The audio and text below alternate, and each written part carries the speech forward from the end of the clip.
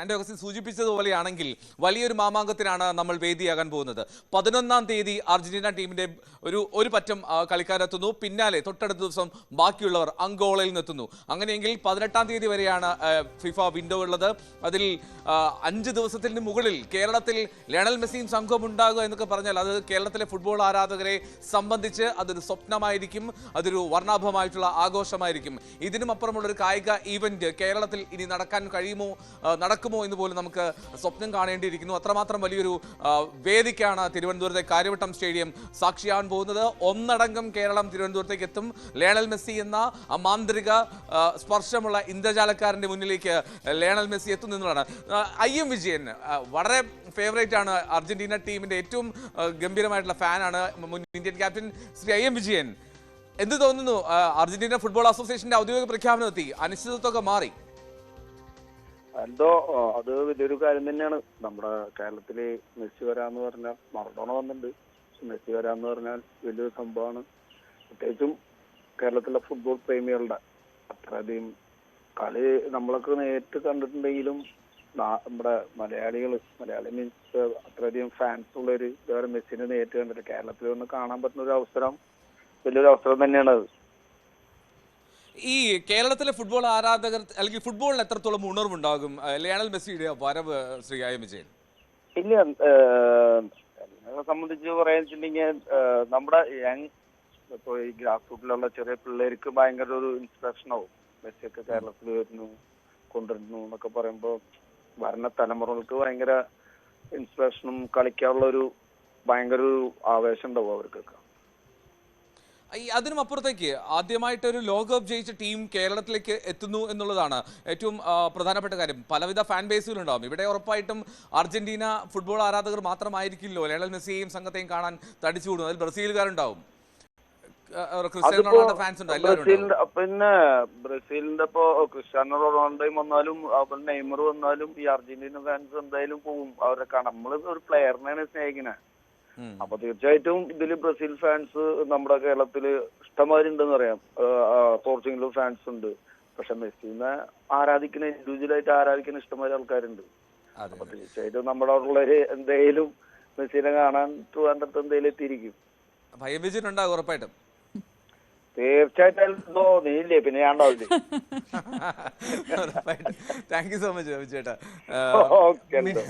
Minister V Abdurahman കായിക മന്ത്രി നമ്മോടൊപ്പം ഉണ്ട്. മിനിസ്റ്റർ, ഒരുപാട് ആക്ഷേപങ്ങൾ, ഒരുപാട് ട്രോളുകൾ, ഒരുപാട് പരിഹാസങ്ങളൊക്കെ കേട്ടു. ഏറ്റവും ഒടുവിൽ ഒരു ഔദ്യോഗിക സ്ഥിരീകരണം അർജന്റീന ഫുട്ബോൾ അസോസിയേഷന്റെ ഭാഗത്തു നിന്നുണ്ടായതിൽ ആദ്യം തന്നെ അഭിനന്ദനം അറിയിക്കട്ടെ.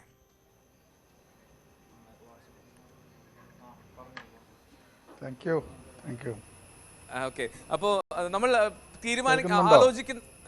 കേൾക്കുന്നുണ്ട്. അതായത് ഞാൻ ചോദിക്കുന്നത്, നമ്മളെന്താണെങ്കിലും ഈ 10 മുതൽ 18 വരെയാണ് ഫിഫ വിൻഡോ ഉള്ളത്. ഇപ്പോൾ നേരത്തെ താങ്കൾ വ്യക്തമാക്കി. എന്നാൽ അതിൽ കൂടുതൽ അർജന്റീന ഫുട്ബോൾ അസോസിയേഷന്റെ ഈ വരവിനെ നമ്മൾ എങ്ങനെയൊക്കെ കൊണ്ടാടാനാണ് ആഗ്രഹിക്കുന്നത്? നമ്മൾ കാരണം കൊണ്ടാടുക എന്ന് പറഞ്ഞാൽ അത്രമാത്രം ഒരു മാമാങ്കമാക്കി മാറ്റേണ്ടതുണ്ടല്ലോ കേരളത്തിന്.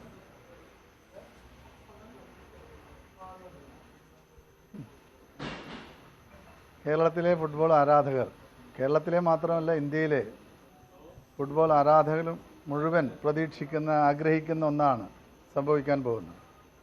ഇപ്പോൾ ഇതുമായി ബന്ധപ്പെട്ട ബാക്കിയുള്ള കാര്യങ്ങളിലൊക്കെ തന്നെ ചർച്ച ചെയ്ത് വരികയാണ്. കുറേയൊക്കെ കാര്യങ്ങൾ നമ്മൾ കഴിഞ്ഞിട്ടുണ്ട്. ഏതായാലും കേരളത്തിലെ ജനങ്ങൾക്ക് നൽകാൻ കഴിയുന്ന ഏറ്റവും നല്ലൊരു ഓണസമ്മാനമാണ് ഈ വർഷത്തെ ഈ കളി.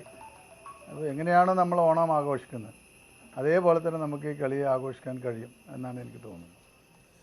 മിനിസ്റ്റർ, ഈ നമ്മളിപ്പോൾ നേരത്തെ മിനിസ്റ്റർ പറഞ്ഞാൽ കേട്ടു, ഓസ്ട്രേലിയൻ ടീം സന്നദ്ധത അറിയിച്ചത്. മറ്റ് സാധ്യതകൾ പരിശോധിക്കുന്നുണ്ടോ വേറെ ടീമുകളുടെ? നമ്മളൊരു ബാക്കപ്പ് ടീമിനെ കൂടി ആലോചിക്കേണ്ടേ? അപ്പോൾ അത്തരത്തിൽ ചർച്ചകൾ പുരോഗമിക്കുന്നില്ലേ? അതിന്റെ വിവരങ്ങൾ പങ്കുവെക്കാൻ കഴിയുമോ ആരാധകർക്ക് വേണ്ടി?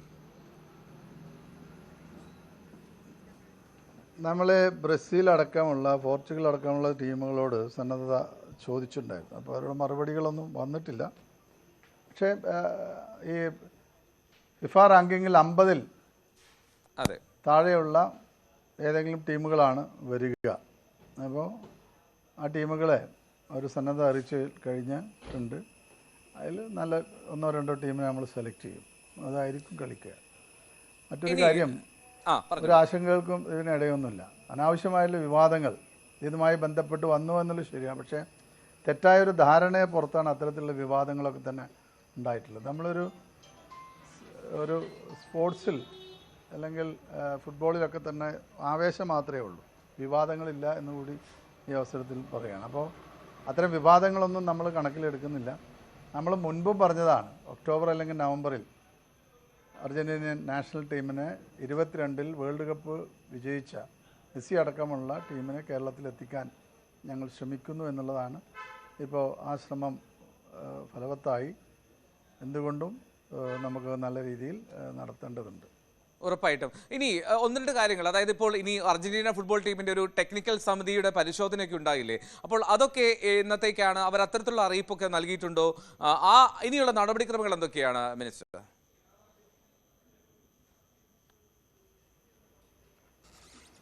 വരട്ടെ, നമ്മൾ ഗ്രൗണ്ടും കാര്യങ്ങളൊക്കെ തന്നെ മുമ്പ് നമ്മൾ വേൾഡ് കപ്പ് ഫിഫ റാങ്കിങ്ങിലെ വേൾഡ് കപ്പ് മുമ്പ് 2015-ൽ തിരുവനന്തപുരത്ത് നടത്തിയിട്ടുണ്ടല്ലോ.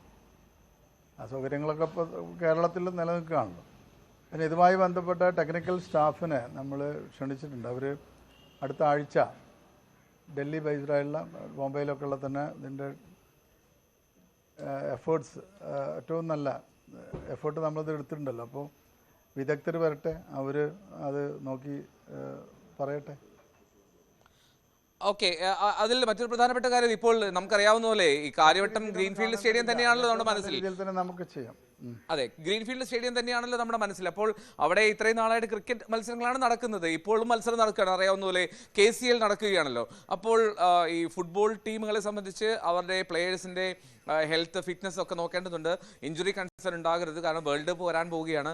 അപ്പോൾ ക്രിക്കറ്റ് പിച്ചാവുമ്പോൾ അല്പം ഹാർഡായിരിക്കും സെൻറ്റർ സർഫസ്. അപ്പോൾ ഇതൊക്കെ മാറ്റിയെടുക്കേണ്ട ഒരു സ്വാഭാവിക സമയമില്ല. അപ്പോൾ ഒരു വലിയൊരു കടമ്പ മുന്നിലില്ലേ ഈ സംഘാടനത്തിൽ? അല്ല അങ്ങനെയൊന്നും തെറ്റായ ധാരണ വേണ്ട. അതൊക്കെ തന്നെ നമുക്ക് പെട്ടെന്ന് ചെയ്യാവുന്നതാണ്. ഇത് ധാരാളം സ്ഥലങ്ങൾ ഇത്തരത്തിലുള്ള മാറ്റങ്ങൾ ചെയ്യാറുണ്ട്. അപ്പോൾ അതെല്ലാം തന്നെ ശ്രദ്ധിച്ച് അതിൻ്റെ ഏറ്റവും വിദഗ്ധരായ ആളുകൾ തന്നെയാണ് അതിന് നമ്മൾ കൊണ്ടുവരാൻ ശ്രമിക്കുന്നത്. അവർ നല്ല രീതിയിൽ തന്നെ പരിശോധിച്ച് ചെയ്തോളും. മറ്റു പ്രശ്നങ്ങളൊന്നും ഉണ്ടാവില്ല. പിന്നെ ഈ ക്രിക്കറ്റ് വെച്ച് നല്ല അത്രയും വലിയ ഗ്രൗണ്ട് നമുക്ക് ആവശ്യമില്ലല്ലോ. അപ്പോൾ ആ ഒരു ഭാഗം മാത്രമാണ് ശരിയാക്കി എടുക്കാനുള്ളത്. അവിടെ പുല്ല് നടലും അതൊക്കെ വലിയ സമയമൊന്നും വേണ്ട, നമുക്ക് പെട്ടെന്ന് ചെയ്യാവുന്നേ ഉള്ളൂ. ഇപ്പോൾ നമ്മൾ നേരത്തെ റിപ്പോർട്ടർ ബ്രോഡ്കാസ്റ്റിംഗ് MD ആൻഡോ അഗസ്റ്റിനെ സംസാരിച്ചിരുന്നു. അപ്പോൾ അദ്ദേഹം പറഞ്ഞൊരു കാര്യം, ഏതാണ്ട് 11-ാം തീയതി 12-ാം തീയതിയോടുകൂടി ടീമംഗങ്ങൾ കേരളത്തിലേക്ക് എത്തിത്തുടങ്ങും. ഏതാണ്ട് 5 ദിവസമെങ്കിലും കേരളത്തിൽ ഉണ്ടാകുമെന്നാണ് അദ്ദേഹം ന്യൂസ് 18നോട് പറഞ്ഞത്. അപ്പോൾ ഈ 5 ദിവസത്തെ ഒരു പദ്ധതി എന്തായിരിക്കും? നമ്മൾ മറ്റ് ഈ ഒരു അർജന്റീന വേഴ്സസ് ഓപ്പോസിറ്റ് ടീം മത്സരത്തിനും അപ്പുറത്തേക്ക് വേറെ എന്തെങ്കിലും പ്ലാനുകൾ ഉണ്ടോ